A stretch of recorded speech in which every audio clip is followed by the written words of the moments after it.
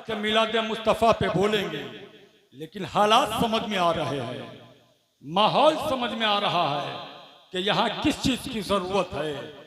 पूरा मजमा अगर तकरीर सुनना चाहता है, मेरे बाद भी अभी अल्लामा मुफ्ती तनवीरुल कादरी साहब की तकरीर होगी। पूरा मजमा एक बार बेदारी का सबूत दे दे और इंशाअल्लाह यहाँ से मैं तकरीर शुरू करूंगा। पूरा मजमा एक साथ बोल दे सुभान अल्लाह और मोहब्बत के साथ में बोलो यार, डरते क्यों हो? अल्हम्दुलिल्लाह। झूम कर एक बार दुरूद पाक पढ़ें। अल्लाहुम्मा सल्ली अला सय्यदना व मौलाना मुहम्मद मादिनिल जुदी वल करम मंबइल इल्म वल हिल्म वल हिकम व अला आलिहि व असहाबिहि बारिक व सल्लिम सलातम व सलामन अलैका या रसूल अल्लाह सल्लल्लाहु तआला अलैहि वसल्लम। आज अल्हम्दुलिल्लाह ये मिलाद मुस्तफ़ा की महफिल, मेरे पैगंबर के जिक्र की महफिल, और हम सुन्नी वो खुश नसीब लोग हैं जो किसी दलील के बगैर नबी का मिलाद मना लिया करते हैं। हमको ये जरूरत नहीं पड़ती कोई कहे कि बुखारी में दिखाओ, कोई कहे कि मुस्लिम में दिखाओ, कोई कहे कि तिरमिज़ी में दिखाओ, कोई कहे कि इब्ने माजा में दिखाओ, कोई कहे कि नसाई में दिखाओ, कोई कहे कि अबू दाऊद में दिखाओ, कोई कहे कि मिशकात शरीफ में दिखाओ, कोई कहे कि सहाय सित्ता में दिखाओ। हम हर जगह दिखा सकते हैं, लेकिन हम वो सुन्नी मुसलमान हैं, वो आशिक रसूल हैं, वो पैगंबर के दीवाने हैं। हमारे बुजुर्गों ने कहा नबी के मिलाद मनाने के लिए किसी सही रवायत की जरूरत नहीं है, बल्कि सही दिल की जरूरत है। सही दिल होता है, दिल दीवाने का होता है, तो दीवाना अपना रास्ता खुद निकाल लिया करता है। थोड़ी तवज्जो दे भाई, पहली बार आपके गांव में आया हूं, और अगर आज तकरीर हो गई तो फिर बार बार बुलाओगे, वरना भूल जाओगे आप लोग भी। इसमें कसूर आपका होगा, मैं तो कोशिश कर रहा था। कसूर आपका होगा, मैं तो कोशिश कर रहा था, मगर सामने वाला सुनना नहीं चाह रहा था। सबसे बड़ा जिम्मेदार जो होता है वो जिम्मेदार स्टेज होता है, वो उलमा जिम्मेदार होते हैं। मैं गाने की बात नहीं कर सकता, मैं तराने की बात नहीं कर सकता, मैं फिल्मों के हीरोइनों की बात नहीं कर सकता। मैं अगर बात कर सकता हूँ मुस्तफ़ा की जुल्फों की बात कर सकता हूँ, मैं बात कर सकता हूँ नबी की ज़बान फैज़ तर्जमान की बात कर सकता हूँ, मैं बात कर सकता हूँ उनके खद्दो खाल की बात कर सकता हूँ, मैं बात कर सकता हूँ उनकी जुल्फ़े अंबरी की बात कर सकता हूँ, मैं बात कर सकता हूँ रुखे वद्दुहा की बात कर सकता हूँ, मैं बात कर सकता हूँ सीने अलम नशरह की बात कर सकता हूँ, मैं बात कर सकता हूँ दस्ते यदुल्लाह की बात कर सकता हूँ, मैं बात कर सकता हूँ नबी के कदमे नाज की बात कर सकता हूँ। आज दुनिया ये कहती है नबी के मिलाद पर दलील मांगती है, और कहती है कि साहब दलील दीजिए। हमने कहा दलील तुम्हें क्यों दें, नबी का मिलाद हो रहा है। अल्लाह कह रहा है क़द जाअकुम मिनल्लाहि नूर, मैंने नूर बना करके भेजा है। अल्लाह खुश है, फरिश्ते खुश हैं, आसमान खुश है, कायनात खुश है, हूरें खुश हैं, गिलमान खुश हैं, जिब्राइल भी खुश हैं, मिकाइल भी खुश हैं, इज़राइल भी खुश हैं, इसराफील भी खुश हैं, मक्के की वादियाँ खुश हैं, मक्के के जानवर खुश हैं, मक्के के पहाड़ खुश हैं, मक्के के सहरा खुश हैं, मक्के के आबशार खुश हैं, मक्के की बुलबुलें खुश हैं, सारी कायनात खुश है। कहा कौन नाराज है? यार जबान मेरी है, जबान मेरी है, और हवाला है नवाब सिद्दीक हसन खां भोपाली, देवबंदियों के बड़े इमाम हैं, उनकी किताब है अश्शमामतुल अंबरिया। जबान मेरी है, जबान मेरी, हवाला तुम्हारी किताब से। अभी आऊंगा यार, जो मेरा मौजू है मैं उस पर आऊंगा, लेकिन मुझे कुछ बताना मिलाद मुस्तफ़ा के बारे में। जबान मेरी, किताब तुम्हारे मौलवी की, का सब खुश। यार जिसको मुस्तफ़ा मिल जाए वो नाराज होगा? कोई नाराज होगा? नाराज होगा? जरा इधर वालो, आप खुश हो? आप भी खुश, सारी कायनात खुश, नबियों की रूहें खुश, हामिलीन अर्श खुश, काबे का तवाफ करने वाले मलाइका खुश। का कौन नाराज? शमामतुल अंबरिया में मिलता है। नवाब सिद्दीक हसन खां भोपाली लिखते हैं अपनी किताब में, साखत शैतानो अला जबले अबी कुबैस, शैतान रो रहा था, शैतान अपने सर पे मट्टी डाल रहा था। कहाँ बैठा था? कहा जबले अबू कुबैस पर। जबले अबू कुबैस कौन सी जगह है? कहा मक्के में एक पहाड़ है जिसको जबले अबू कुबैस कहा जाता है। उस पहाड़ पे शैतान बैठ गया, अपना माथा पीट रहा, हाय मैं बर्बाद हो गया, हाय मैं तबाह हो गया, हाय मैं बर्बाद हो गया, हाय मेरे सारे किए किराए पे पानी फिर गया, हाय मेरी जिंदगी भर की मेहनत खराब हो गई, हाय मैं तो लुट गया, हाय मैं तो बर्बाद हो गया। चेले चपाटों ने पूछा, सरदार क्या हुआ? आज ऐसा कौन सा कारनामा कर दिया है किसी ने कि जिसने आपको बर्बाद कर दिया, आपको तबाह कर दिया, आपकी जिंदगी भर की मेहनत पे पानी फेर दिया? क्या तुम्हें मालूम नहीं है मैं आया था दुनिया बर्बाद करने के लिए, मोहम्मद आ गए हैं आबाद करने। दुनिया बर्बाद करने के लिए मोहम्मद आ गए हैं आबाद करने के लिए। मैं आया था गुनहगार बनाने के लिए, मोहम्मद आ गए हैं जहन्नम के शोलों से बचाने। सब कुछ एक नारा, सब कुछ बोलो भाई, सब कुछ एक नारा। नाम क्या है? नाम क्या है? शैतान। अब जिसको अब नबी की आमद पे खुशी हो, समझ लेना वो कौन है। और जो मुंह उतार के बैठा हो, समझ लेना कि वो कौन है। जो 12 रबीउन नूर को नबी की नात के तराने गाता हुआ गलियों से झंडा लेकर के निकले, समझ लेना मुस्तफा का वफादार है, समझ लेना वो वफादार है। और जिसके सीने पे सांप लौट रहा हो, जिसका कलेजा दहल रहा हो, जो शिर्क व बिदअत के फतवे लगा रहा हो, समझ लेना मुस्तफा का गद्दार है। इसलिए कि सारी कायनात खुशी में झूम रही है, एक शैतान है जो मुंह लटकाए बैठे। झंडे लगाते हो? मैं वहीं पे आऊंगा। झंडे लगाते हो भाई? कमेटी के लोगों झंडे लगाते हो?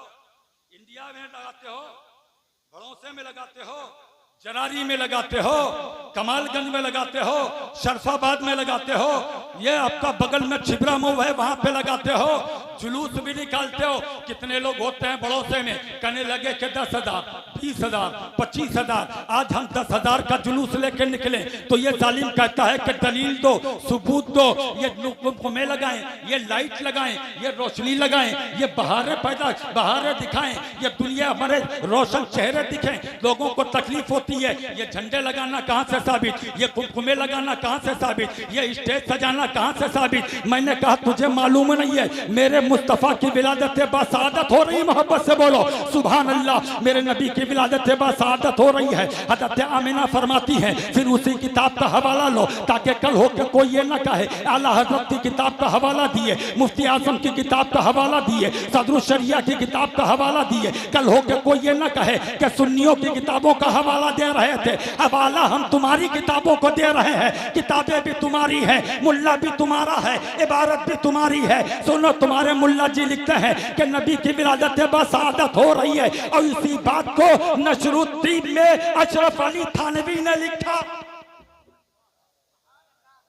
यार हवाला लो ना, नशरुद्दीन में भी मिलेगा, अशमामतुल अंबरिया में भी मिलेगा कि नबी की विलादत बासादत हो रही है। अल्लाह ने हुक्म दिया, मेरे जिब्राइल आसमान से फरिश्ते ले लो। कितने फरिश्ते ले लें? जिब्राइल तुम हो जाओ, मिकाईल हो जाओ, इजराइल हो जाओ, इसराफील हो जाओ। हर फरिश्ते के साथ में 70,000 फरिश्ते हो जाए। 4 जगह 70,000 किए तो 2,80,000 जाकर के बने। मोहब्बत से बोलो सुभान अल्लाह। आज हम मिलाद का जुलूस लेके निकले, नबी की आमद पे झंडे लेके निकले, तो जालिम कहते हैं दलील दो। मैंने कहा कमबख्त, तूने देखा नहीं है नबी की विलादत हो रही है, अल्लाह 2,80,000 फरिश्तों को भेजकर मुस्तफा की आमद पे जुलूस निकलवा रहा।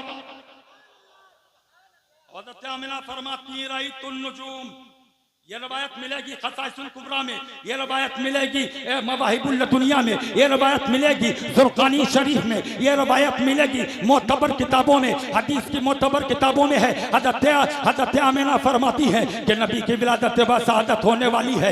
राइतुन नुजूम, मैंने आसमान के तारों को देखा, तदनु हत्ता ज़ननतु यतकव्वा अलैया, ऐसा लग रहा था कि सितारे मेरे सर पे गिर पड़ेंगे। कमेटी के लोगों, भरोसे के मुसलमानों, ध्यान से सुनना। ये तुमने लाइट लगाई, इधर लाइट लगाई, उधर लाइट लगाई, इधर कुमकुमे लगे, उधर बिल्डिंग पे कुमकुमे लगे, उधर घर सजाया गया। जालिम ये कहता है दलील दो। मैंने कहा तूने देखा नहीं, मेरे मुस्तफा आ रहे हैं कारब में, मेरे मुस्तफा आ रहे हैं। आमिना के घर, आमिना के आंगन में है, रात का अंधेरा है, सुबह का उजाला फट करके आने वाला है। लेकिन ऐसे नाजुक मौके पर जब आमिना के घर में न चिराग जल रहा था, न रोशनी जल रही थी, न लाइट का इंतजाम था, न रोशनी का कोई इंतजाम था, अल्लाह ने कहा मेरा नबी जा रहा है। आसमान के फरिश्तों को हुक्म दिया कि चांद को नबी के आंगन में उतार दो, तारों को नबी के आंगन में उतार दो, सितारों को मुस्तफा के आंगन में उतार दो। जालिम कहता है दलील दो। मैंने कहा दलील दे।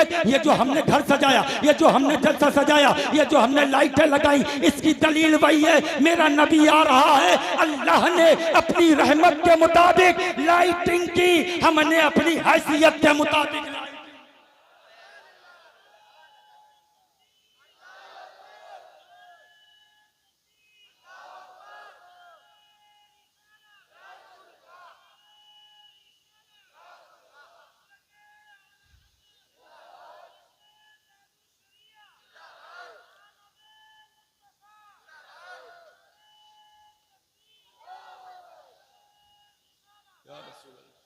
तकरीर करें भाई, अगर बात समझ में आ रही तो तकरीर करें।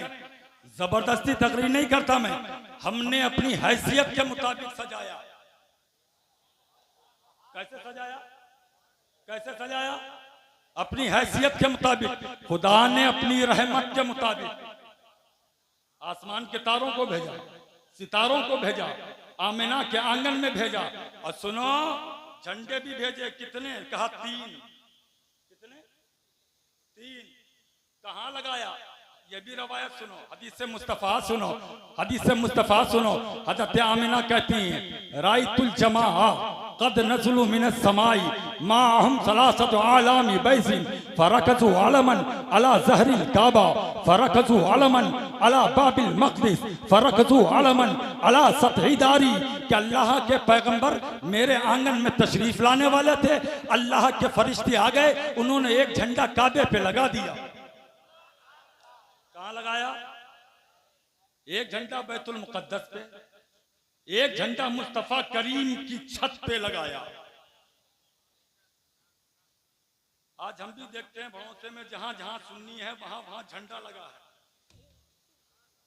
लगा है, मदरसे पे लगा है, खानका पे लगा है, मौलाना के घर पे लगा है, मुफ्ती साहब के घर पे लगा है। मैंने कहा क्यों लगा? कहने लगे झंडा तो ईमान वाले ही के घर पे लगता है ना, झंडा तो लगता है ईमान वाले के घर पे लगता है। काबे पे लगा, काबा कल भी मरकज़े ईमान था, आज भी मरकज़े ईमान है। कल भी हमारा किबला था, आज भी हमारा किबला है। बैतुल मुक़द्दस पे लगा, बैतुल मुक़द्दस किबला कल भी था, आज भी हम उसको किबला ही मानते हैं। अगरचे हमारा चेहरा खाने काबा की तरफ होता है। अब मुस्तफ़ा के घर में तो ईमान वाले ही थे। आमिना ईमान वाली है, अब्दुल मुत्तलिब ईमान वाले हैं, हज़रत अब्दुल्ला ईमान वाले हैं। अब मुस्तफ़ा सबको ईमान अता करने वाले हैं, ईमान अता करने वाले हैं। उनके घर पे झंडा, तो जहां जहां झंडा लगा देखा, हमने समझ लिया झंडा वहीं लगता है जहां ईमान होता है। जो बेईमान होता है उसके घर पे झंडा नहीं लगा करता। सुन, पैदाइश नबी का मौका, इसलिए मैंने जरूरी समझा, जबकि मेरा मौजू कुछ और है, लेकिन मुझे वहीं पे जाना है। घेर घार के लेके जाऊंगा, अपना इलाका है, मैं लेके जाऊंगा। तवज्जो सुनिएगा। हज़रत आमिना फरमाती हैं कि फिर क्या हुआ? का झंडे लग गए, फरिश्ते आपस में मुबारकबाद देने लगे, मुबारक हो रसूलुल्लाह आ गए। जंगल के जानवर हो वो आपस में मुबारकबाद देने लगे, पहाड़ी जानवर हो वो मुबारकबाद देने लगे, ऊंट, बकरी, भेड़ सब आपस में मुबारकबाद देने लगे। और क्या कहने लगे? अस्सलामु अलैके या उम्मा रसूलिल्लाह, ऐ नबी की माँ तुम पे सलाम हो, तुमने मोहम्मद को पैदा किया। ऐ नबी की माँ तुम पे सलाम हो, तुमने मोहम्मद को पैदा किया। तारीख इस्लाम सुनो, मेरा नबी उस घर में तशरीफ लाया जिस घर में चिराग नहीं जल रहा था, जिस घर में रोशनी नहीं हो रही थी, आज हम अपने बच्चियों को यार हम अपने बच्चों को बड़ा बड़ा प्यार करते हैं ना। बाप जो होता है ना अपने बच्चों से बड़ी मोहब्बत करता है। आप अपने बच्चों से बड़ी मोहब्बत करते हो। कौन बाप चाहता है, कौन बाप चाहता है कि बेटा उसका परेशानी में रहे? कौन बाप चाहता है, कौन बाप चाहता है उसकी बेटी गरीब रहे, मफलूकुल हाल रहे, परेशान हाल रहे? आज हम भी चाहते हैं कि हमारा बेटा अच्छी किस्मत वाला हो, शोहरत वाला हो, इज्जत वाला हो, दौलत वाला हो, कमाने वाला हो, जमीन वाला हो, जायदाद वाला हो, प्रॉपर्टी वाला हो। हर कोई यही चाहता है। लेकिन हजरत नबी करीम के वालिद तो नबी की पैदाइश से पहले इंतकाल कर गए थे। हजरत नबी करीम के वालिद जब इंतकाल कर गए, इधर मेरे पैगंबर जब पैदा हुए, तारीख इस्लाम ये कहती है कि मुस्तफ़ा करीम इधर हजरत आमिना के आंगन में आए। वो पूरा मजमा सुनना, हदीस पाक सुना रहे हैं और फिर इस्लाह माशरा के ऊपर आ रहे हैं। सुनो, मेरे नबी की वालिदा फरमाती हैं, इधर मेरे मोहम्मद पैदा हुए तो मेरी आंखों ने देखा, अचानक मेरे दिल से निकला, हाजा मौलूदुन अजीब, ये जो पैदा हुआ है ये अजीब है, ये जो पैदा हुआ है ये अजीब है। चांद जिसके चेहरे को सलामी देने आए, अजीब है।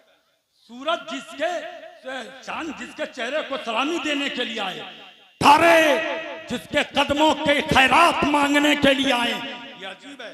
हजरत सफिया से पूछा, ये कौन है सफिया? ये हजरत नबी करीम की फूफी है, नाम है सफिया। क्या नाम है? बोलो क्या नाम है? याद रखना, फिल्मी हीरोइनों के नाम बहुत मालूम है, हीरो के नाम बहुत मालूम है, नचनियों बजनियों के नाम बहुत मालूम है। क्या मुस्तफ़ा के बच्चों के नाम नहीं मालूम होंगे? मुस्तफ़ा के घर वालों के नाम नहीं मालूम होंगे? यार ये दुनियादारों के नाम याद करोगे तो कोई फायदा नहीं मिलेगा, लेकिन रसूल अल्लाह के घर वालों के नाम याद करोगे, अल्लाह कब्र में तुम्हारा बदन महफूज रखेगा, हश्र में तुमको आराम से हौज़े कौसर पे लेके जाएगा, जन्नत की बहारें अता फरमाएगा। सुनो, हज़रत सफिया नबी की फूफी हैं, हज़रत आमिना नबी की वालिदा हैं, हज़रत अब्दुल्ला नबी के वालिद हैं, हज़रत अब्दुल मुत्तलिब नबी के दादा हैं, हज़रत शिफा नबी की दादी।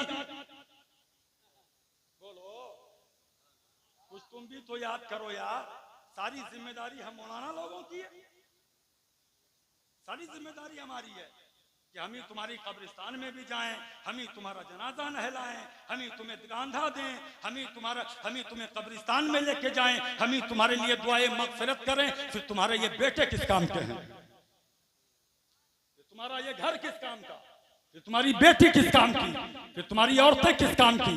ये बहनें किस काम की? हज़रत सफिया फरमाती हैं कि अब्दुल मुत्तलिब आए, हाँफते कांपते दौड़ते भागते दरवाजे पे आए, कहा बेटी दरवाजा खोलो। मैंने जल्दी से दरवाजा खोला, अब्बा अंदर आए। मैंने कहा अब्बा क्या मामला है? तो कहने लगे क्या बताऊं बेटी, आज मैं काबे का तवाफ कर रहा था, लेकिन काबे का जब तवाफ कर रहा था ना, ऐसा लग रहा था कि मैं काबे का तवाफ कम कर रहा हूं, काबा मेरे पीछे पीछे ज्यादा घूम रहा है, मेरी तरफ ज्यादा चल रहा है। इतना काबे ने मेरा पीछा किया, इतना पीछा किया कि मैं अपने घर के दरवाजे पे आ गया। और जब घर के दरवाजे पे आया, अचानक एक आदमी आसमान से उतरा, हाथों में नंगी तलवार है और तलवार लेकर कहता है, ए अब्दुल मुत्तलिब अभी घर में नहीं जा सकते। मैंने कहा क्यों? ये घर मेरा, ये मकान मेरा, ये जमीन मेरी, ये जायदाद मेरी, ये बंगला मेरा, ये कोठी मेरी, ये घर मेरा। मैं अब्दुल मुत्तलिब हूँ, अब्दुल्ला का बाप हूँ, आमिना का ससुर हूँ, ये आने वाले बच्चे का मैं दादा बनता हूँ। मैं घर में क्यों नहीं जा सकता? इस घर का मालिक मैं हूँ,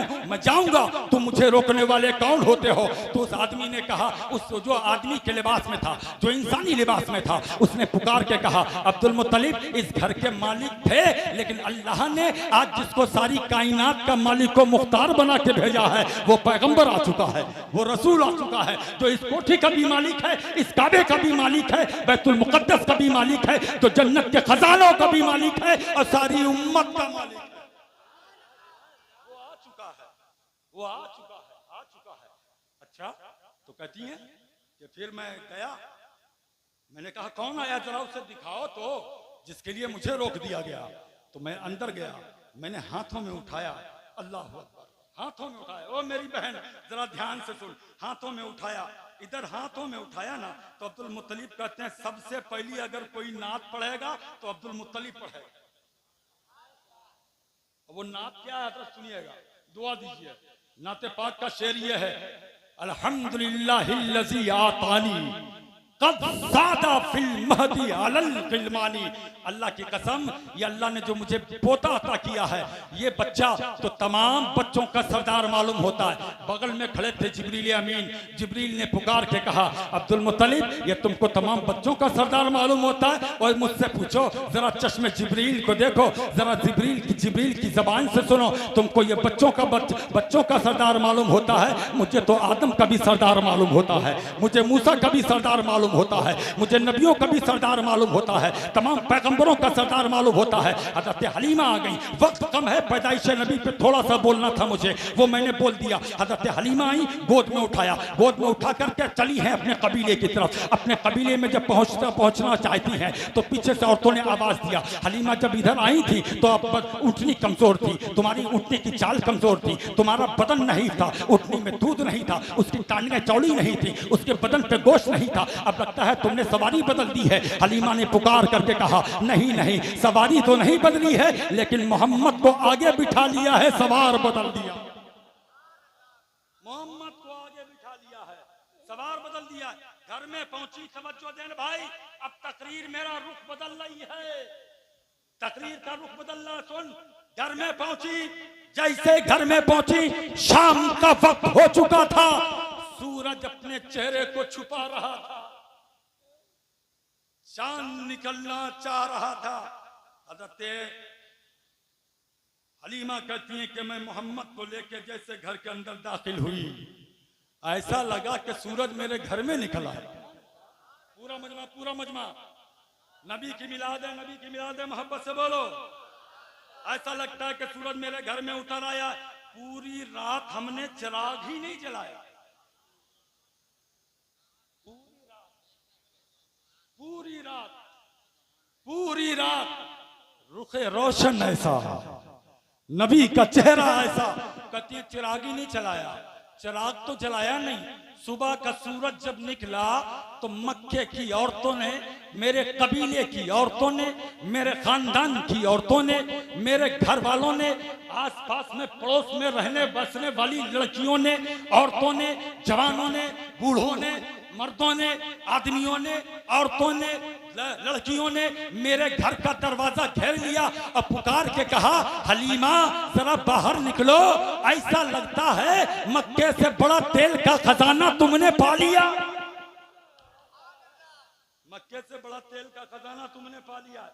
पूरी रात रोशनी होती रही। लगता है कि पूरा कुआं हाथ में आ गया, लगता है कि पूरा डीजल आ गया, लगता है कि पेट्रोल आ गया, लगता है कि पूरा घासलेट आ गया, लगता है कि पूरा खजाना तुमने पा लिया। अब्दुल मुत्तलिब, या हजरत आमिना, हजरत हलीमा कहती हैं, अल्लाह की इज्जत की कसम, ला औक़दो सराजन वला फहाजन वला मिसबाहन इल्ला नूर मोहम्मद इब्न अब्दुल्लाह। अल्लाह की इज्जत की कसम, जब से मोहम्मद को लेके आई हो, न चिराग जलाया है, न लैंप जलाया है, न लैंटेन जलाई है, न झावा जलाया है, न दिया जलाया है, न मशल जलाई है, न रोशनी का इंतजाम किया है। कसम खुदा की, जब से मोहम्मद को लेके आई हो, एक कतरा तेल का नहीं जलाया। ये रोशनी जो देख रही हो, ये नूरे मुस्तफा की है, मोहम्मद मुस्तफा की है, इनके चेहरे की है। अब आला हजरत फरमाते हैं, सुबह तैबा में हुई, बढ़ता है बड़ा नूर का, सुबह तैबा में हुई, बढ़ता है बड़ा नूर का, सदका लेने नूर का आया है तारा। जलाया ना रोशनी की। ये रोशनी कैसी है? ये मेरे मुस्तफा की है। ये रोशनी कैसी है? मेरे मुस्तफा की है। चेहरे से लाइट निकल रही है, रोशनी है। हज़रत शीमा कहने लगी, अम्मा घर में तो मेहमान आने लगे, जो देखो वो देखे चला आ रहा। अच्छा एक बात बताएं, एक बात और बताएं। मैं गया था देवा शरीफ गया तो मेरी 3 साल की बेटी मेरे साथ गई, मेरी 5 साल की एक बेटी और मेरे साथ में गई, मेरा 10 साल का एक बेटा मेरे साथ में गया, 8 साल का एक बेटा वो भी मेरे साथ में गया, या मेरी अहलिया भी गई, मेरे बच्चों के मामू भी साथ में गए, और इत्तेफाक से वो यहाँ आए भी हुए भी, माशाल्लाह। तो वो साथ में गए। मेरी बच्ची कहने लगी अब्बा भैया ने खिलौना लिया है, किसी ने बंदूक ली है प्लास्टिक वाली। एक बच्ची कहने लगी अब्बा अब्बा छोटे भाई ने वो देखिए वो रबड़ वाली फला सामान लिया है, हम भी कुछ लें। मैंने कहा ये नन्ही सी बच्ची है, 3 साल की बच्ची जब बोलती है तो लबों से फूल छलते हैं। यार जितना बेटों से प्यार करते हो उतना ही बेटियों से प्यार किया करो। बेटों को तो तुम जमीन में हिस्सा दे देते हो, जायदाद में हिस्सा दे देते हो, घर मकान में हिस्सा दे देते हो। अल्लाह की इज्जत की कसम, जो बेटी तुम्हारे आंगन में पल रही है इसका भी वैसे ही हक है जैसे एक बेटे का हक है। तुमने दहेज दे दिया, तुमने शादी कर दी, तुमने माल दे दिया, तुमने दौलत दे दी, लेकिन अगर जमीन में हिस्सा नहीं दिया कयामत में इसकी पकड़ हो जाएगी। जायदाद में अगर हिस्सा नहीं दिया कयामत में इसकी पकड़ हो जाएगी। मेरी बेटी कहने लगी अब्बा मुझे खिलौना चाहिए। मैंने कहा खिलौना ले ले। कौन सा खिलौना लेगी? कहने लगी मैं आटे की चक्की लूंगी। मैंने कहा चलो ले लो। जब मैं वहां पे गया तो हैरत से मेरी आंखें फटी की फटी रह गई। वो मिट्टी की चक्की थी जो वो लेना चाह रही थी, मिट्टी की प्लेट थी वो लेना चाह रही थी, मिट्टी का गुलटी मिट्टी की गुड़िया थी जो लेना चाह रही थी। वहीं से मेरा विजदान बोल पड़ा। मैंने कहा बा रसूल अल्लाह,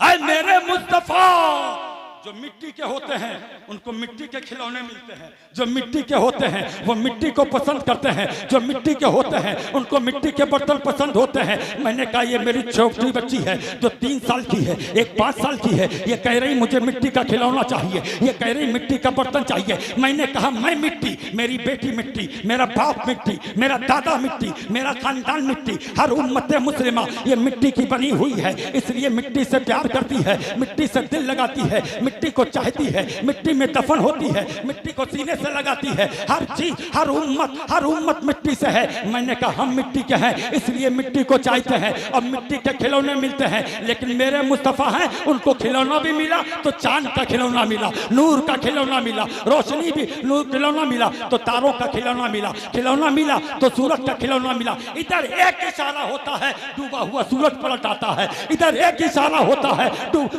चांद के जो टुकड़े हो जाते हैं, इधर एक इशारा होता है 10 कदमों में आ जाते हैं। मैंने कहा जो नूर का होता है उसे खिलौने भी नूर के मिलते हैं, जो नूर का होता है उसे खिलौने भी नूर के मिलते हैं। लेकिन हम तो भैया मिट्टी के और चाहते हैं हूर, हम तो मिट्टी के हैं चाहते हैं हूर, हमको हूर मिले। और फिर गरीब के यहाँ शादी नहीं होती भैया, मुझे माफ करना मेरी बहनों, मैं तुमसे भी हाथ जोड़ के कहूंगा ये कभी मत देखना कि हमारा शौहर सरकारी नौकरी वाला हो, ये नहीं देखना कि हमारा होने वाला शौहर बड़े ओहदे पे MP हो, MLA हो, बड़ा बिजनेसमैन हो, ये कभी नहीं देखना। अगर तुमको देखना रहे तो ये देखना कि मेरा शौहर नमाजी है कि नहीं है, रोजेदार है कि नहीं है, नेक अमल करने वाला है कि नहीं है। और फिर साहिबो आपसे भी कहूंगा, आपके यहाँ भी शादियां होती हैं, लेकिन इल्ला माशाअल्लाह हमारे यहाँ तो शादियां खाली अपनी जिंदगी आबाद करने के लिए होती हैं, दूसरों की जिंदगी बर्बाद करने के लिए होती हैं। बोलो गलत कह रहे हैं? हमको बुलेट चाहिए, पहले साइकिल पे काम चल जाता था, अब बुलेट चाहिए। और अब बुलेट से भी काम नहीं चल रहा भैया, आप 4 चक्के गाड़ी चाहिए, अब 4 व्हीलर चाहिए, अब फॉर्च्यूनर चाहिए। कुछ दिनों बाद कह देगा हमको हवाई जहाज चाहिए, कुछ दिनों बाद कह देगा हेलीकॉप्टर चाहिए। मैंने कहा भिख मंगे भिखारी, तुझे गरीब का घर मिला था बर्बाद करने के लिए? थोड़ी तवज्जो दो, थोड़ा साथ दे दो। अभी साही गुफ्तगू कर रहे हैं तो थोड़ा साथ चाहिए। तुझे गरीब का घर मिला था बर्बाद करने के लिए, क्या जरूरत थी गरीब की बेटी का मजाक उड़ाने के लिए? वो जिसका बाप खेत में काम करता है, जिसका बाप आलू का काम करता है, जिसका बाप भट्टे पे काम करता है, जिसका बाप ऑटो चलाता है, जिसका बाप मजदूरी करता है, जिसका बाप परेशानी की जिंदगी गुजारता है, भाई ऑटो चलाता है, तूने उसकी जिंदगी बर्बाद कर दी। तुझे वही घर मिला था शादी करने के लिए, अब तुझे मोटरसाइकिल से काम नहीं चल रहा, अब तो भाई बिरयानी चाहिए, अब कौरमा चाहिए, अब कबाब चाहिए, अब गैर मुस्लिमों को लेके आएगा। यार शादी में अब शादियां हमारे यहाँ होती हैं हजरत, अब मुसलमानों के लिए अलग खाना, उनके लिए बकरा अलग हो, उनके लिए मुर्गा अलग हो, उनके लिए चपाती अलग हो, उनके लिए तंदूरी अलग हो, उनके लिए वेज अलग हो, उनके लिए नॉन वेज अलग हो, उनके लिए खीर अलग हो, उनके लिए ये अलग हो, उनके लिए वो अलग हो। सारी दुनिया की खुराफातें बेटी वालों से कबूल कराते हो, सारी दुनिया की बातें बेटी वालों से कबूल कराते हो। कसम खुदा की, लिया चैलेंज है गुलाम गौस उवैसी का। दिखा किसी हदीस में कि रसूल अल्लाह ने बेटी वालों घर पे कभी ये कहा हो कि बेटी की जब शादी हो तो बारातियों को खाना खिलाओ। दिखाओ किसी हदीस में, जो बारातियों को लेके जाते हो ना, 500 बारातियों को, पेटू लोगों को तंदूर लेके जाते हो। बोलो यार, थोड़ा साथ बोलो, जर्ब लगा रहा हूं मैं, थोड़ा साथ चाहिए आपका। इन पेटुओं को लेकर के जाते हो, 500 लेके गए, अब वो खाए, तोंद पे हाथ फेरे और खा करके चले आए। पूछो इन खाने वालों से, ए भाई हंस रहा है, हंस रहा है। मैं चाहता शुरू से ये तकरीर करता, लेकिन नबी की मिलाद की बात थी, इसलिए मैंने महफिल मिलाद मुस्तफा को नबी के जिक्र से शुरू किया। इन लोगों को लेके जाते हो, पेट भर के खाते हैं और फिर अल्लाह का शुक्र भी अदा नहीं करते। ये मोटी डकार मारते हैं कि पिंडाल उड़ जाए, करके चले आते हैं। खाए, मुझे बताओ किस हदीस में है?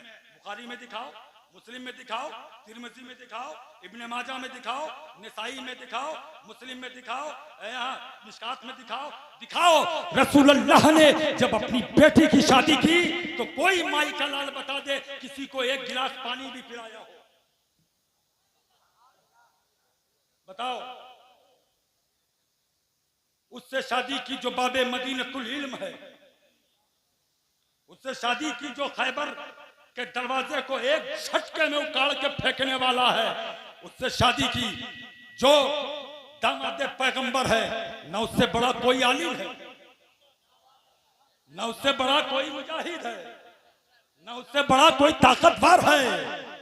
अपनी बेटी की शादी की, रसूल अल्लाह चाहते तो जन्नत से पका पकाया खाना आ जाता, रसूल अल्लाह चाहते बिरयानी से अच्छी बिरयानी आ जाती, कोरमे से अच्छा कोरमा आ जाता। लेकिन मौला अली की शादी हुई, कितने लोग गए? 6 से 7, 7 से 11, 11 से ज्यादा सहाबा की तादाद नहीं मिलती। नबी के यहाँ गए, आज हमारे यहाँ तो भाई पिंडाल लगाया गया, हमारे यहाँ टेंट लगाया गया, हमारे यहाँ बेंच बिछाई गई, हमारे यहाँ कालीन बिछाया गया, हमारे यहाँ जहेज का सामान रखा गया, हमारे यहाँ बुलेट सामने रख दी गई, हमारे यहाँ 4 व्हीलर सामने रख दी गई। फिर खाना खाया दूल्हे ने, फिर खाना खाया बराती ने, फिर खाना खाया दामाद ने, फिर खाना खाया दामाद के बाप ने, फिर खाना खाया फूफा फूफी ने, फिर खाना खाया बरातियों ने। पहले जहेज देख लिया, पहले गाड़ी देख ली, पहले जो मिलने वाला था वो देख लिया। मुझे बताओ, रसूल अल्लाह की बेटी की शादी हो रही है, ना कोई टेंट लगा है, ना कोई गिलास रखा है, ना कोई खाना बना है, ना कोई ना खाना है और ना ही वैसे बराती है। बारात कहाँ गई?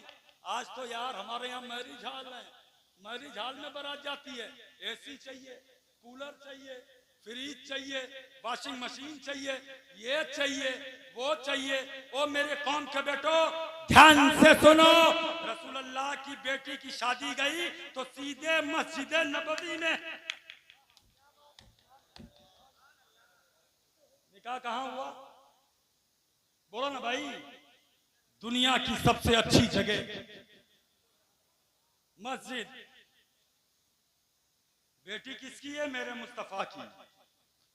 बीवी किसकी है? मौलाए कायनात फातिह खैबर शेर खुदा की।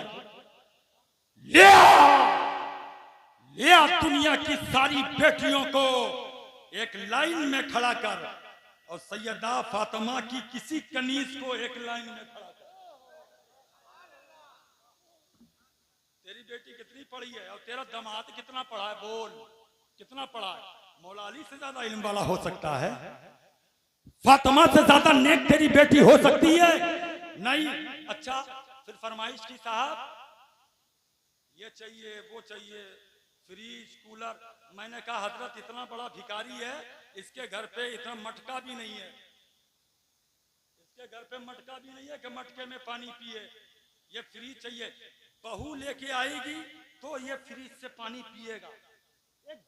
एक जर बहू लेके आएगी तो फ्रिज से पानी पिएगा। मैंने कहा तूने क्या किया है, बता तूने क्या किया है। वो प्लेट लेके आई, उसकी प्लेट में तू भी खा रहा, तेरी माँ भी खा रही, तेरा बाप भी खा रहा, खानदान वाले भी खा रहे। वो बेड लेके आई तब तू उसके बेड पे सो रहा है। वो फ्रिज लेके आई तो तू उसके फ्रिज का ठंडा पानी पी रहा है। वो कूलर लेके आई तो उसके कूलर की हवा में तू लेट रहा है, तेरे घर वाले लेट रहे हैं। सब कुछ तो वो लेके आई, तू खाली भिखारी था जो सर उठाया था खाने चला गया।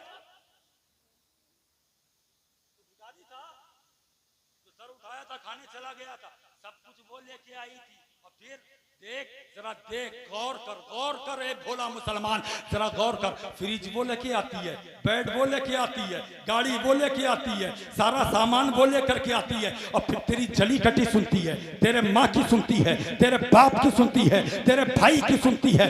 याद रख, याद रख, याद रख ए भोला मुसलमान, याद रख। अगर किसी गरीब की बेटी को तू सताएगा तो इतना समझ ले, तेरे आगे भी बेटी है वो भी सताई जाएगी, तेरे आगे भी बहन है वो भी सताई जाएगी। और मैं अपनी बहनों से कहूंगा, और मेरी बहनों, अगर भाभी से कोई गलती हो जाए तो अपने दामन में छुपा लिया करो। हर बात भैया के आगे ना कहा करो, हर बात भैया को ना बताया करो, अपनी भाभी की पीठ ना तुड़वाया करो। अगर आज तुमने अपनी भाभी की मार करा दी तो याद रखो तुम्हारा भी शौहर होगा। और मेरे नबी फरमाते हैं, कमा तुदीनो तुदान, तुम जैसा करोगे तुम्हारे साथ भी वैसा किया जाएगा। अगर आज तुमने भाभी की मार करा दी तो कल तुम्हारी भी मार हो सकती है। इसलिए अपने घर में रहो, अपने घर में रहो। तो जो दूसरे की बेटी आए उसको अपनी बेटी बना लो, अपनी बहन बना लो। और जब अपनी बेटी तुम्हारी उसके घर में जाए तो वो लोग तुम्हारी बेटी को अपनी बेटी बना लें। अल्लाह की इज्जत की कसम, झगड़ा नहीं होगा, लड़ाई नहीं होगी, लफड़ा नहीं होगा। वरना साहिबो, हम तो जाते हैं खाना खाने के लिए, खाना खाए, बारात से चल दिए, निकल लिए, इधर से उधर हो गए, खाना खा के चले आए। और फिर फरमाइश होती, बकरा देना भैया, मुर्गा से काम नहीं चलेगा, बकरा देना। बकरा चाहिए ना तुझे, बकरा चाहिए। तुझे मालूम है उस बकरे को लाने के लिए उसकी जमीन गिरवी पड़ी है, उसकी जमीन गिरवी पड़ी है। माँ के कुंडल बिक गए, माँ का छप्पा बिक गया, बाप ने अपनी जमीन को बेच दिया, भाई ने अपनी गाड़ी बेच दी। न जाने कितने आंसू हैं जो उस बकरे के गोश्त में छुपे हुए, और तुझे अंदाजा नहीं हो रहा है। किसी के घर में आग लगा करके अगर तू चाहता है कि अपनी जिंदगी कामयाब कर ले, अल्लाह की इज्जत की कसम कामयाब नहीं हो सकती। अगर तुम किसी की जिंदगी में आग लगाओगे तो फिर तुम्हारी जिंदगी में खुद आग लग जाएगी। और फिर कहते तो यार वो आई है ना, बहुत लड़ती है, वो सास से लड़ती है, आदमी से लड़ती है। मैंने कहा तूने ये तो देखा नहीं था, तूने तो ये देखा था कि फ्रिज मिलेगी कि नहीं मिलेगी। तूने दीन नहीं देखा था, तूने ये दीन नहीं देखा था कि नमाज पढ़ेगी कि नहीं पढ़ेगी, सास की इज्जत करेगी कि नहीं करेगी, बहू को अपने तेरे बाप को वो खाना देगी कि नहीं देगी, नेक है कि नहीं। तूने देखा तो ये था कि दौलत मिलेगी कि नहीं मिलेगी। तूने दौलत की लालच में शादी की, इसलिए आज तेरा बैंड तेरे घर में बज रहा है। के घर पे जाते हो वो भंगड़ा लेके, भंगड़ा कराने के लिए, भाई भंगड़ा कराते हो ना दूसरों के यहाँ जाके। वो आजकल तो वो औरतें लेके जा रहे हैं, नाच करा रहे हैं, वो बैंड बाजा लेके जा रहे हैं। सुधरने का नाम नहीं ले रही हमारी कौम। जो दूसरों के घर पे बैंड बाजा लेके जाती है, उनकी बहुएं उनके घर के आकर बाजा बजा देती हैं। सुन मेरी कौम का मुसलमान, सुन, अगर तूने किसी से कहा है कि हमें बकरे का गोश्त देना, नहीं, उससे कहना अल्लाह ने मुझे सब कुछ दिया है, न तेरे फ्रिज की जरूरत, न तेरे कूलर की जरूरत, न जमीन की जरूरत, न जायदाद की जरूरत। मेरा बेटा खुद कमाता है, मेरा बेटा खुद कमाएगा, और मेरा कोई बेटा अपने पैसे से गाड़ी लेगा, मैं अपने पैसे से बैंक बैलेंस करूंगा, मैं अपने पैसे से शादी करूंगा, मैं न तेरा कूलर न मैं तेरा फ्रिज लूंगा, न तेरी जमीनों जायदाद लूंगा, न बकरे का गोश्त लूंगा। अगर तुझे इतनी ही गैरत है तो कहता हमारी नाक कट जाएगी। हमने फला जगह गए थे, उन्होंने बकरे का गोश्त खिलाया, अब हम आए हैं तुम्हारे यहाँ, अगर बकरे का गोश्त नहीं मिलेगा तो हमारी नाक कट जाएगी। अल्लाह की इज्जत की कसम, तू कहता है हमारी नाक कट जाएगी। मैं कहता हूं अगर किसी गरीब का बोझ हल्का कर देगा तो तेरी नाक बुलंद हो जाएगी। बोलो बात सच है कि नहीं? बात सच है कि नहीं? नाक कट जाएगी। अच्छा, नाक कैसे कटती है? आए है, उससे पूछ जिसने अपनी नाक बचाने के लिए तेरी फरमाइशें पूरी की। अब तुझे बकरा चाहिए क्या? क्या लड़की वालों के घर पे दाल रोटी नहीं खाई जा सकती? बोलो, नहीं खाई जा सकती? नहीं? मालेगांव जाओ, ज्यादा दूर नहीं है मालेगांव, महाराष्ट्र में है, ऑनलाइन चल रहा है प्रोग्राम, जाकर के वहां वाले भी इसकी गवाही दे देंगे। मालेगांव में एक शादी में शरीक हुआ महाराष्ट्र में हजरत, तो उनके यहाँ जो खाना बना था बारातियों के लिए वो दाल और चावल था। बोलो सुभान अल्लाह। और मोहब्बत से दाल चावल के नाम पे सुभान अल्लाह नहीं बोलोगे? आदत पड़ गई ना। दाल चावल, पापड़ भी मिल रहे थे तो खरीद के मिल रहे थे, खरीदो। पापड़ भी हजरत मिल रहे, बस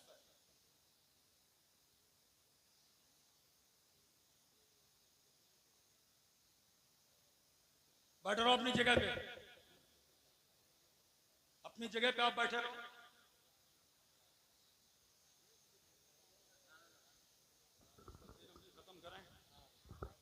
नारे तकबीर, नारे रिसालत, औलादे रसूल सैयदी अनस मियां बास्ती, बास्ती दूल्हा, नारे तकबीर, फैजान बिलग्राम शरीफ, नारे तकबीर, नारे रिसालत।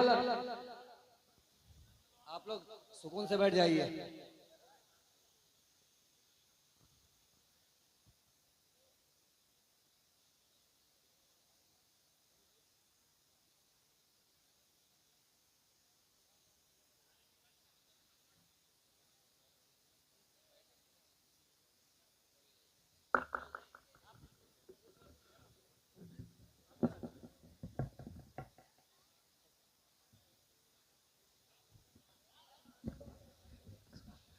बैठ जाओ भाई, बैठ जाओ, जल्दी बैठ जाओ, जल्दी से बैठ जाओ,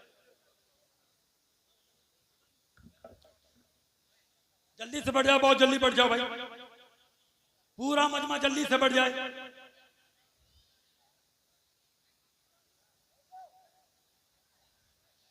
आले रसूल आ गए, मुस्तफा के बेटे आ गए, बोल दिया मोहब्बत से सुभान अल्लाह, और मोहब्बत से पूरा मजमा बोले। आले रसूल ने कसम खुदा की, इनके चेहरा देखो तो चेहरा खुद गवाही दे देता है कि हमारे जैसे लोगों का चेहरा नहीं है, ये मुस्तफा के घर वालों का चेहरा है जो रुखे रोशन है। इतना रुखे रोशन मेरे मुस्तफा का था कि हजरत अली फरमाते थे कि ऐसा लगता था कि चेहरे में सूरज दौड़ रहा हो, ऐसा लगता था। ये नबी की औलाद हैं, कसम खुदा की बड़ा पावर होता है मुस्तफा के बेटों का। क्या आपने वो वाकया नहीं पढ़ा? क्या आपने वो नहीं सुना कि मूसा अलैहिस्सलाम के जमाने में जब मूसा अलैहिस्सलाम को तूर पर तशरीफ ले गए तौरेत शरीफ को लेने के लिए, पूरा मजमा एक बार बोले सुभान अल्लाह। मैं अपनी बात खत्म कर रहा हूँ, मुकम्मल करने जा रहा हूँ, सुनिएगा। ये आले रसूल आए इसलिए बोलना जरूरी है, आपको बताना जरूरी है। हज़रत मूसा अलैहिस्सलाम कोहे तूर पे जाने लगे। जब कोहे तूर पे पहुंचे, अल्लाह ने फरमाया 40 रात यहाँ पे काटो, 40 रात यहाँ पे मुजाहिदा करो, 40 रात का चिल्ला करो, 40 रात मेरी इबादत करो, मेरे बारे में सोचो, मेरी तमहीद मेरी हम्द बयान करो, मेरी फजीलतें बयान करो, मेरा कलमा पढ़ते रहो, मुझको याद करते रहो। 40 दिन जब मुसलसल हो गए, इधर हजरत मूसा अलैहिस्सलाम कोहे तूर पे थे, तो सामरी जादूगर, उस जमाने का सबसे बड़ा जादूगर था, सामरी जादूगर नाम था उसका, सामरी जादूगर ने देखा कि मूसा अलैहिस्सलाम तशरीफ ले आए और मूसा अलैहिस्सलाम की मदद के लिए फिरौन के मुकाबले में मदद के लिए हजरत जिब्रील अलैहिस्सलाम घोड़े पे बैठ के आ गए। घोड़े पे बैठ के आए तो सामरी जादूगर ने देखा कि जिब्रील आ गए, वो पहचान गया क्योंकि जिब्रील अलैहिस्सलाम ने उसको पाला था। एक गार में सामरी जादूगर की परवरिश हुई थी और हजरत मूसा अलैहिस्सलाम को हजरत आसिया ने पाला था। बोलिए सुभान अल्लाह। तो सामरी जादूगर ने देखा, वो पहचान गया ये तो जिब्रील हैं। तो जिब्रील अलैहिस्सलाम के घोड़ों की टापों से जो मिट्टी लगी थी उसने उस मिट्टी को उठाया और उठा करके सीधे अपने कबीले में पहुंचा, अपने खानदान में पहुंचा, मूसा अलैहिस्सलाम की उम्मत के पास में पहुंचा और पहुंच करके उसने कहा देखो मैंने एक बछड़ा बनाया जो सोने का है, सोने का बछड़ा बनाया है। आज मैं तुम्हें एक बहुत बड़ा मुजज़ा दिखाऊंगा, बहुत बड़ी करामत दिखाऊंगा। लोगों ने कहा सोने का बछड़ा है, उसमें करामत क्या है, उसमें मुजज़ा क्या है, उसमें बड़ी बात क्या है? तो उसने कहा देखो तो उसने वो मिट्टी ली जो हजरत जिब्रील अलैहिस्सलाम के घोड़े की टाप से लगने वाली मिट्टी थी। उस मिट्टी को उसने सोने के बछड़े में डाला। जैसे ही बछड़े में डाला बछड़ा हिनहिनाने लगा, बछड़ा बोलने लगा, बछड़ा आवाज करने लगा। एक गैरतदार मुसलमानों, अब भी नहीं समझोगे तो कब समझोगे? अगर जिब्राइल के घोड़ों से टच होने वाली मिट्टी में अल्लाह ने यह ताकत रखी है कि सोने के बछड़े में डाली जाए तो बछड़ा बोलने लगता है, तो नबी के खून में कितनी तासीर होगी, मुस्तफा के खून में कितनी तासीर होगी, मुस्तफा के बेटे में कितनी तासीर होगी। अगर जिब्रील के घोड़ों में ये ताकत है, उसकी टाप से लगने वाली मिट्टी में ये ताकत है कि जिसमें जान नहीं होती है उसमें जान पड़ जाती है, तो नबी का बेटा अगर हाथ रख के दुआ कर दे क्या किस्मतें नहीं बदल जाएगी? जिसके लिए पानी पड़ दे क्या उसको शिफा नहीं हो जाएगी? जिसके लिए दुआ कर दे क्या उसकी मुसीबतें खत्म नहीं हो जाएंगी? यकीनन अल्लाह की इज्जत के समोत खत्म हो जाएंगी। अब हजरत तशरीफ ले आए हैं तो वो जुमले में जरूर कहूंगा जो मेरी तकरीर का मेन पॉइंट है, वो जुमले कि भैया आप गोश्त मांगना बंद कर दो, आप दाल रोटी खा लो। खा लोगे कि नहीं? खा लोगे कि नहीं? नाक की बात है, दाल रोटी नहीं खाओगे तो फिर मैं कहूंगा अगर आपको लगता है कि इसमें आपकी नाक कट जाएगी, बुरा ना लगे मुझे माफ करना, मैं ऐसी तकरीर करता हूं। अगर आपको लगता है कि आपकी नाक कट जाएगी तो फिर अपने घर पे वलीमा करो, फिर खिलाओ मुर्गा बकरा, तब जाने खिलाओ बकरा अपने घर पे। दूसरे घर पे तो चले जाते हो, वो गरीब की लड़की है, बकरा चाहिए, वो हमको 10 जोड़ी ये चाहिए, कान के लिए ये चाहिए, पाँव के लिए ये चाहिए, वो ननद के लिए अलग, भावज के लिए अलग, इसके लिए सास के लिए अलग, इनके लिए सब कुछ चाहिए। तो फिर मैं तुम्हें कहूंगा तुम खाली फकीर थे जो अब चले गए थे बारातियों को लेकर के किसी का घर तबाह करने के लिए। अगर तुमको दौलत चाहिए थी, पास में अजमेर शरीफ है, चला जाता, कटोरा लेकर बाहर बैठ जाता। अल्लाह की कसम मेरा ख्वाजा इतना दे देता कि तेरी नस्लों तक के लिए काफी होता।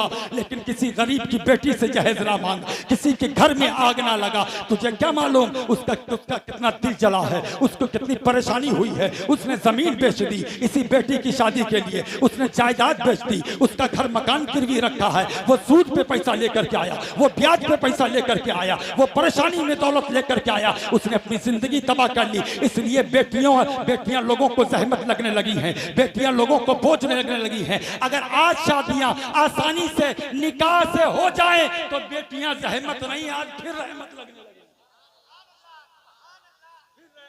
लगेंगी।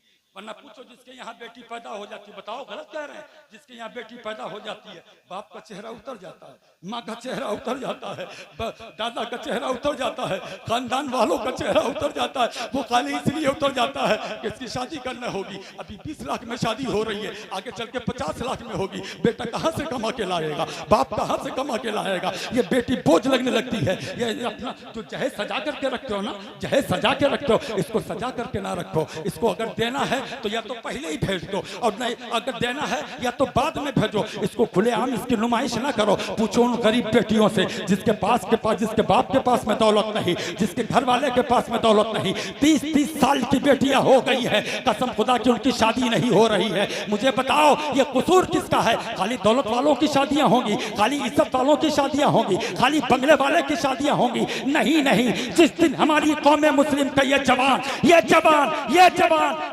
जो बैठे हैं, जिस दिन ये ठान ले कि हम गरीब की बेटी से शादी करेंगे, अल्लाह की इज्जत की कसम, कोई बेटी फांसी के फंदे पे नहीं,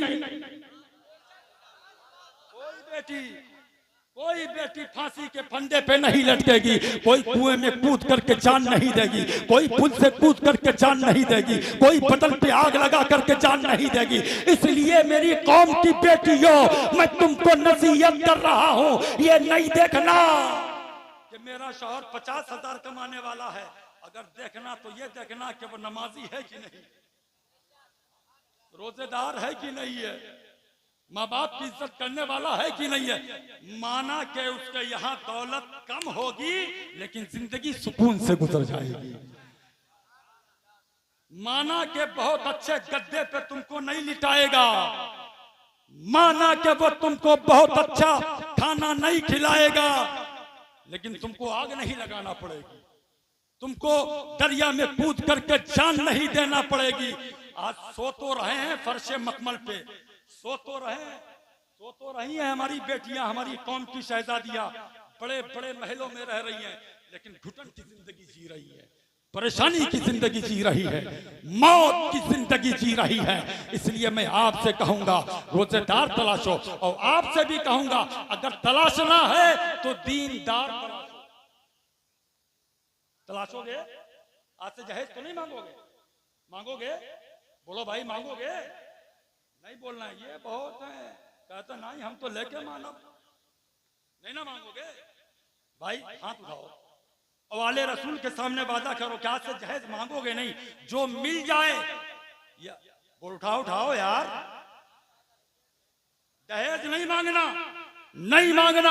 इसलिए कोई तुम्हें देने वाला नहीं है, मेरे नबी से बढ़ के कोई देने वाला नहीं है, मेरे खुदा से बढ़ के कोई देने वाला नहीं है। मांगना ही है तो आला हजरत फरमाते हैं कौन देता है देने को मुंह चाहिए, देने वाला है सच्चा हमारा नहीं। जहेज नहीं मांगना, दौलत नहीं मांगना। अगर आपको मांगना तो कहना कि मुझे आप तुम्हारी दौलत नहीं चाहिए, लेकिन बेटी वो दीजिए जो कनीज़े फातिमा बन के आ जाए।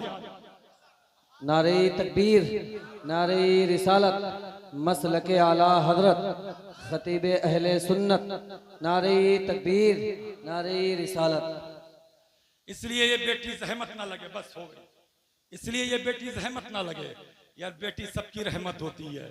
बाप बेटे की पैदाइश पे, बेटे की पैदाइश पे सब खुश होते हैं। मुफ्ती तनवीर आलम साहब किबला तशरीफ ले आए हैं, बेटे की पैदाइश पे सब खुश होते हैं। कल अगर हमारी समाज के लोग, हमारे इस बिरादरी के लोग, हमारे कौम मुस्लिम सोसाइटी के लोग अगर इस बात को ठान ले कि हम जहेज नहीं मांगेंगे, तो आज भी बेटी हमारे लिए रहमत थी, कल भी है और सुबह क़यामत तक रहमत रहेगी। ये हमने जहमत बना लिया है, हमने पूरा सोच लिया है बेटी के लिए। अल्लाह की इज्जत की कसम, वो मुझे एक वाक़या याद आता है, हज़रत सासा इब्ने नाजिया का वाक़या याद आता है। वो अबू दाऊद शरीफ में मिलता है, मुहद्दिस की मोतबर किताबों में मिलता है। ए भाई इधर देखो, बहुत मालूम है मुफ्ती साहब किबला तशरीफ ले आए, हजरत भी तशरीफ ले आए। वो बहुत जरूरी है। बेटी रहमत नहीं है, बेटी रहमत है। बोलो, बेटी रहमत नहीं है, खत्म है। बेटी रहमत है, जहमत नहीं है। ये जहमत तो हमने बनाया ना।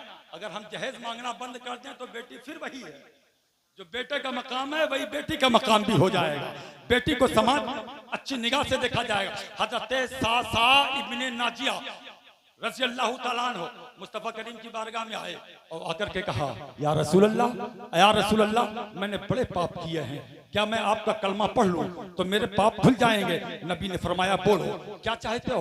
कहने लगे या रसूल अल्लाह, मैंने इतने गुनाह किए हैं कि शुमार से बाहर हैं, लेकिन कलमा पढ़ने के बाद में क्या मेरे गुनाह माफ हो जाएंगे? नबी फरमाते हैं बेशक तुम्हारे गुनाह माफ हो जाएंगे, चाहे तुमने शिर्क किया हो, चाहे तुमने पाप किया हो, चाहे तुमने खता की हो, चाहे तुमने लग्जिश की हो, चाहे तुमने चोरी की हो, चाहे तुमने बेईमानी की हो, चाहे तुमने ज़िना किया हो, चाहे तुमने बदकारी की हो, तुमने बड़े से बड़ा पाप किया हो, तुम्हारे सारे गुनाह माफ हो सकते हैं। ए भाई ध्यान से सुन, इधर देख, इधर देख, इधर देख, इधर देख भाई, रुक जाओ 2 मिनट के लिए, 2 मिनट के लिए रुक जाओ। तुम लोग खुद कायदे की कोई बात नहीं करने देते हो। एक तो इतना अफरा तफरी का माहौल बना के रखा है कि पहले मुकर्रिर की या तो तकरीर खराब हो जाती है, उसका दम खराब हो जाता है, दम निकल जाता है। इतना माहौल डिस्टर्ब करके रखा है। जरूरी है आपका साथ देना, जरूरी है उलमा का साथ देना। ये पीर साहब तशरीफ ले आए हैं, अब मैं इनके हार माला डाल रहा। सुभान अल्लाह, बहुत अच्छी बात है। आले रसूल की तासीम की जाएगी, नबी के बेटों की तासीम की जाएगी, लेकिन तुमसे मैं कसम दे करके पूछूंगा, इतने हाल लेके आ रहा हो, कोई पाँव चूमने आ रहा है, कोई हाथ चूमने आ रहा है, कोई दामन चूमने आ रहा है, कोई नारे लगाने आ रहा है। कभी तुम्हारा बाप परदेश से आया, कभी उसके गले में हाथ डाला तुमने? बताओ, कभी तुम उसके पाँव चूमे, कभी दादा के पाँव चूमे। कभी अपने बाप की भी इज्जत कर लिया करो, कभी अपनी माँ की भी इज्जत कर लिया करो, कभी अपने भाई की भी इज्जत कर लिया करो। इनके पाँव चूमना तुम्हें उस वक्त काम देगा जब तुम अपने माँ के पाँव चूमने लगोगे, जब तुम अपने बाप के पाँव चूमने लगोगे। ये हजरत भी फरमाते हैं और मेरे पीरो मुर्शिद भी फरमाते हैं कि सबसे पहले माँ बाप की इज्जत करो। माँ तो वहाँ रो रही है, वो बिस्तर पे पड़ी है, वो एक गोली के लिए रो रही है। बेटा आ जाए जो मुझे खाना खिला दे, बेटा आ जाए जो मेरे सर दर्द की दवा ला दे, बेटा आ जाए जो मुझे अटैक पड़ रहा है उसकी दवा ला दे, बेटा आ जाए जो मुझे बुखार है हॉस्पिटल में लेके चले। इधर बेटा हवा में सिगरेट पी रहा है, इधर वो गंदे काम कर रहा है, इधर मोबाइल चला रहा है, उधर गंदी बातें कर रहा है, इधर माँ प्यार को तरस रही है। लेकिन ये हमारी कौम का मुसलमान खाली पीर साहब, खाली पीर साहब। अल्लाह की इज्जत की कसम, पीर से मोहब्बत करना बहुत बड़ी बात है। लेकिन इस जमाने में अगर सबसे पहले कोई पीर है तो तेरा बाप है। एक पीर तेरे घर में है जो तेरी माँ है। माँ प्यार को तरस रही है और मौलाना साहब के हाथ चूम लो, मौलाना साहब के डंडे बना लो, मौलाना साहब के पाँव चूम लो, हमारे आके आगे पीछे घूमो, हजरत के आगे पीछे घूमो। हजरत के आगे पीछे घूमना, हाथ पाँव चूमना उसी वक्त काम देगा जब पहले अपने माँ बाप की इज्जत करो और फिर उधर माँ बाप दुआ कर दें और इधर हजरत ने अपना दस्ते शफकत रख दिया। बोल यार, इधर हजरत भी हाथ रख दें और दुआ कर दें तो फिर जमाने की किसी बला में ये ताकत नहीं है कि तेरे घर का रास्ता निकले। हजरत सासा इब्ने नाजिया कहते मैं आया, या रसूल अल्लाह बर्बाद हो गया, मैं आपका कलमा पढ़ूं मेरे गुनाह माफ हो जाएंगे? नबी ने फरमाया हाँ बेशक माफ हो जाएंगे। तो कहते हैं या रसूल अल्लाह फिर मुझे कलमा पढ़ा लीजिए। कलमा पढ़ा, मुसलमान हो गए। तो फिर एक दिन आने कहने लगे या रसूल अल्लाह मैंने बड़े बड़े पाप किए हैं, बड़ी बड़ी खता की है, बड़ी बड़ी लफ्ज़ की है। ये वाकया सुनाना बहुत जरूरी था, इसलिए बेटी को समझाना है। कहने लगे या रसूल अल्लाह बड़े पाप किए हैं, मैंने ज़माने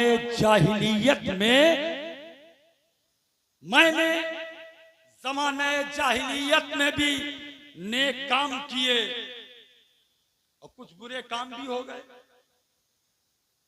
क्या नेक काम का बदला मिलेगा? जो बुरे काम किए कलमा पढ़ लिया तो सारे बुरे काम माफ हो गए। जो नेक काम किए उनका बदला मिलेगा। मेरे नबी फरमाने लगे हैं जो नेक काम किए हैं उसका भी बदला मिलेगा। कलमा पढ़ने के बाद में उसका बदला, अरे बोल दो यार और मोहब्बत से, आले रसूल की मौजूदगी में बोलो ताकि तुम्हारी जबान के ये गवाह हो जाए। बदला मिलेगा।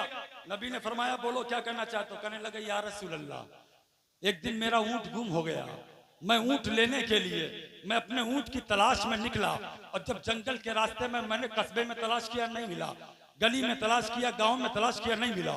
मैं एक जंगल में पहुंच गया।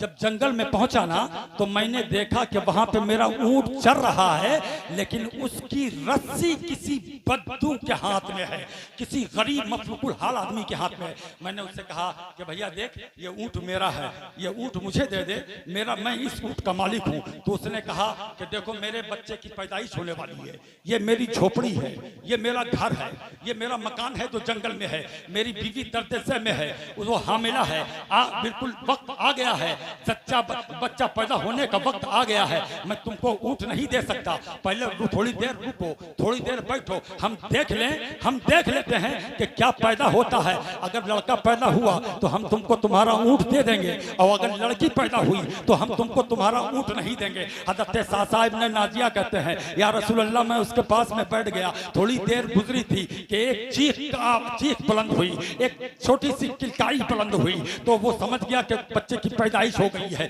वो झोपड़ी के अंदर गया और अंदर जाकर के वो बाहर निकला, चेहरे पे तफक्कुरात हैं, हाथों में नन्ही सी बच्ची है और वो पकड़ा हुआ है, उसका गिरबान ऐसे पकड़ करके ऐसे उठा करके नन्ही सी बच्ची को, अभी चंद मिनट पहले पैदा हुई वो बच्ची, उसको लेकर के आया और कहने लगा इस बच्ची को मैं जिंदा मार दूंगा। मैंने कहा इसने क्या कसूर किया है, इसने क्या गलती की है, इसने कौन सा पाप किया, इसने कौन सी खता की। तो उसने कहने लगा इसकी खता यह है कि ये लड़की है, ये लड़की है, अगर लड़का होता तो मेरा नाम रोशन होता, अगर लड़का होता तो जहेज लेकर के आता, अगर लड़का होता तो ये गाजी बनता, अगर लड़का होता तो दौलत वाला बनता, ये सरदार बनता, लेकिन ये लड़की है। अब हम अरब के कबीले का उसूल ये है, अरब के कुछ कबीलों का उसूल ये है कि लड़की पैदा होगी जिंदा मार दी जाएगी, जमीन में दफन कर दी जाएगी, उसे जमीन में दरकोर कर दिया जाएगा, लड़के पैदा होंगे तो उनको सीने से लगाया जाएगा। ये अरब का उसूल है, ये अरब का कल्चर है। यही कल्चर वो वापस पलट के हिंदुस्तान आ रहा है। मुफ्ती साहब तवज्जो दीजिएगा, का कल्चर ये था कि लड़की पैदा होती थी जमीन में दफन कर दी जाती थी। आज लड़की जमीन में दफन तो नहीं की जाती है, पता चलने पे दवा खिला के पेट के अंदर मार दी जाती है। वो भी कातिल थे, ये भी कातिल हैं। वो उस जमाने के बेटियों के कातिल थे, ये इस जमाने के लड़कियों के कातिल हैं। हजरत सासा कहते हैं, मैंने उस आदमी से कहा देख तू लड़की नहीं रखना चाहता ना, मेरा ऊंट तू ले ले, लड़की मुझे दे दे। बोलिए मेरा ऊंट तू ले ले, लड़की मुझे दे दे। उसने कहा नहीं, लड़की मारेंगे तो हमारा नाम होगा। देखो जहालत देखो भाई, बड़ों से के लोगों समझते हो कि हम भजनियों को बुला लेंगे और नाचने वाली को नचवा लेंगे तो हमारा नाम होगा। कसम खुदा की नाम हो ही नहीं सकता। नाम होता है तो मुस्तफा की गुलामी से नाम होता है, पैगंबर की वफादारी से नाम होता है। घर फूक के तमाशा ना देखो, सुनो। तो हज़रत सासा कहते हैं मेरा ऊंट तेल तू ले ले, तू नहीं रखना चाहता मत रख, तू मुझे दे दे, मैं पाल लूंगा। तो वो कहता है नहीं, मैं एक ऊंट नहीं लूंगा, फिर मैं 2 ऊंट लूंगा। हज़रत सासा कहते हैं मैंने वादा कर लिया, चल 2 ऊंट ले ले, एक ऊंट ये ले ले, एक ऊंट घर से लेके आएंगे। कहने लगा ठीक। फिर उसका दिमाग पलटा, बद्दू था ना उसका दिमाग पलटा, दुनिया का कुत्ता था ना उसका दिमाग पलटा, लालची आदमी था उसका दिमाग पलटा। उसने कहा नहीं, हम 3 ऊंट लेंगे तब लड़की छोड़ेंगे, चाहे तुम पालो और चाहे तुम मार दो, हमें इसका कोई वो अफसोस नहीं होगा। हज़रत सासा कहते हैं मैं घर गया, 2 ऊंट लेकर के आया। ऊंट लेकर के तो वो 3 ऊंट मैंने जमा किए, एक जो जंगल में था, जो 2 घर से लेके आया था, वो तीनों ऊंट उसके हाथ में पकड़ाए। या रसूल अल्लाह, मैंने वो ऊंट उसको दिए और वो नन्ही सी बच्ची लेकर के मैं अपने घर पे आ गया। अब जब मैं घर पे आया ना, नन्ही सी बच्ची को मैंने गोद में उठाया तो मुझे बड़ी प्यारी लगी, इतनी प्यारी लगी। कभी मैंने ये गाल चूमा, कभी मैंने ये गाल चूमा, कभी पेशानी चूमी। अब वो मुझको उससे मोहब्बत हो गई, अब मुझे उससे मोहब्बत हो गई। बेटी होती ऐसी है कि बेटी जब मुस्कुरा के देखती है, बाप के दिल का चमन खिल जाता है, माँ बाप की फिक्र दूर हो जाती है। आज भी मैं जब पढ़ाने, आज भी मैं जब जलसा करने के बाद में घर के दरवाजे पे पहुंचता हूं,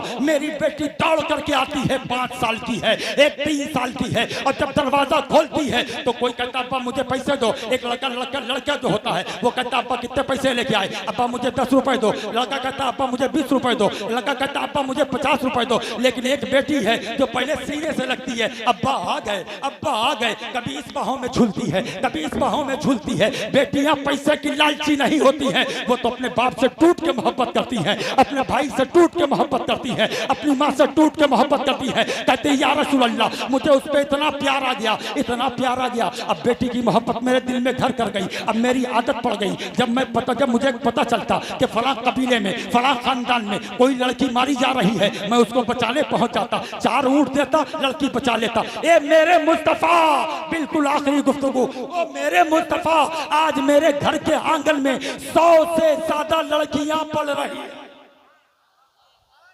कितनी लड़कियां पल रही हैं? 100 से ज्यादा लड़कियां मैंने जिंदा दफन होने से बचाई है। ए मेरे नबी, क्या हमको इसका कोई सिला मिलेगा? नबी ने फरमाया, ओ मेरे साहबी, अल्लाह ने तुझे उसी का सिला दिया है, तुझे मोहम्मद मुस्तफा दे दिया है, तुझे नबी दे दिया है, तुझे इस्लाम दे दिया, तुझे कुरान दे दिया, तुझे ईमान दे दिया, तूने बेटियों को बचाया, अल्लाह खुश हो गया है, तुझे नूर ईमान दे दिया है। इसलिए अपनी बेटियों को बचाओ, जालिमों के दरिंदों से बचाओ, बेहयाई से बचाओ, बुरी बातों से बचाओ, गलत कामों से बचाओ, समाज में गंदी बुरी मौत मरने से बचाओ, जहेज के लालचियों से बचाओ, अपने ईमान को बचाओ, अपने अकीदे को बचाओ। ये हुजूर तशरीफ ले आए हैं, ये इनका काम है, वरना अल्लाह की इज्जत की कसम इनकी भी रातें खाली नहीं है, इनके सदके में गुलाम की भी रातें खाली नहीं है। रत जगह ही रत जगह होता है। आज यहाँ पे बैठे हो तो आज दामने करम से जुड़ करके जाना। ये सरकार उवैस मुस्तफ़ा वास्ती साहब के भतीजे हैं, जो फखरे ताजुश शरिया है, मेरे पीरो मुर्शिद सरकार उवैस मुस्तफ़ा साहब, सरकार बादशाह बिलग्राम के बेटे हैं, जो अल्लाह वालों की मंजूर नजर है, ये उनके शहजादे हैं। अल्लाह की कसम, कुछ हो या ना हो, लेकिन इनका शजरा इतना मजबूत है कि जो हाथों में हाथ दे देगा वो लाख गुनहगार सही साहिल निजात को पहुंच जाएगा। अल्लाह इन सरकारों का साया तादेर कायम रखे। जुड़ के जाना सरकारों से, और आला हजरत का ये शेर पढ़ते जाना, मैं मुजरिम हूँ आका, मुझे साथ ले लो कि रास्ते में है जा बजा थाने वाले। वमा तौफीक इल्ला बिल्लाह। अस्सलामु अलैकुम।